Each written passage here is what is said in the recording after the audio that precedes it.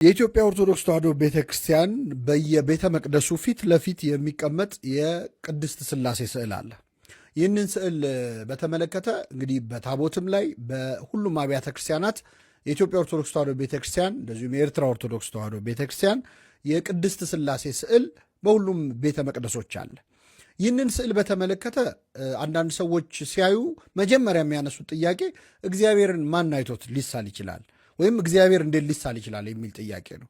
በእርግጥም በስዕሉ ላይ በሦስት አረጋውያን አምሳል ተቀምጠው አብ፣ ወልድ፣ መንፈስ ቅዱስ ወይም ቅድስት ሥላሴ የሚል ስዕል እናያለን። ይህ ስዕል በእርግጥ እግዚአብሔርን ለመሳል የተሳለ ስዕል ነው ወይ?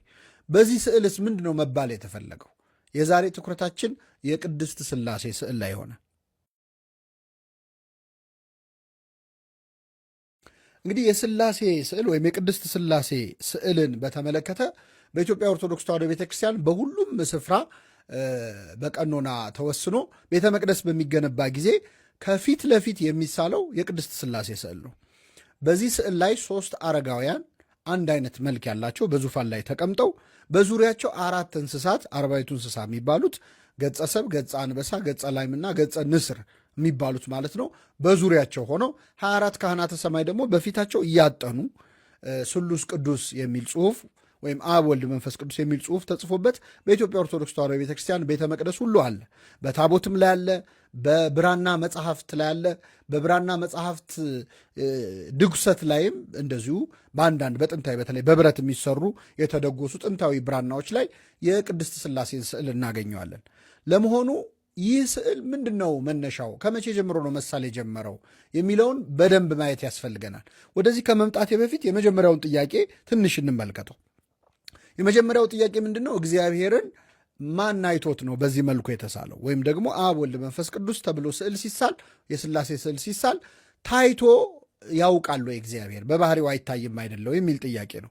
ወደ መልሱ ሳንመጣ በነገራችን ላይ በኢትዮጵያ ኦርቶዶክስ ተዋሕዶ ቤተክርስቲያን ታይቶ የተሳለ አንድም ስዕል የለም። አይደለም የሥላሴ የመላእክትም፣ የጻድቃንም፣ የሰማዕታትም፣ የድንግል ማርያምም የሁሉም ስዕላት ታይተው ይህን ይመስላሉ ተብሎ አይደለም የሚሳሉት። ለመሳልም መታየት ቅድመ ሁኔታ ሆኖ አያውቅም።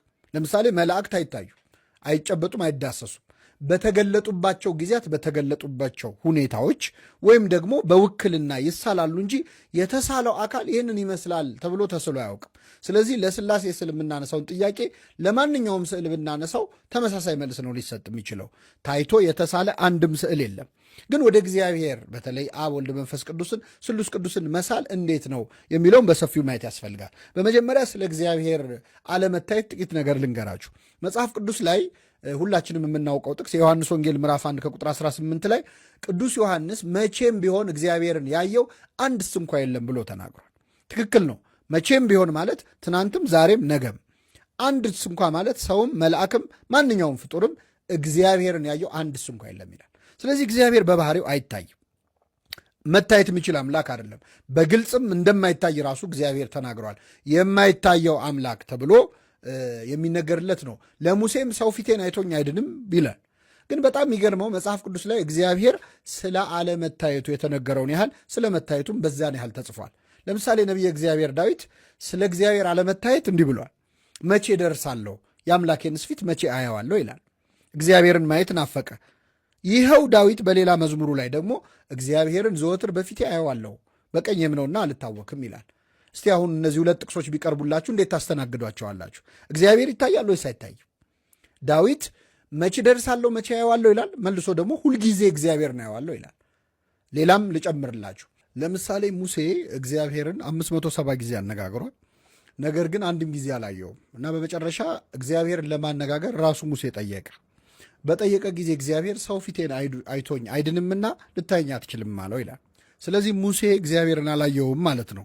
ይህንን ብለን ሳንጨርስ ግን እዛ ኦሪት ዘጸአት ምዕራፍ 24 ላይ የእግዚአብሔር ባሪያ ሙሴ፣ ወንድሙ አሮን፣ አብዩድና ናዳብ የተባሉት ሰዎች እንዲሁም ከሰባዎቹ የእስራኤል ሽማግሌዎች እግዚአብሔርን አዩ፣ እግዚአብሔርንም አይተው በሉ ጠጡም ይላል።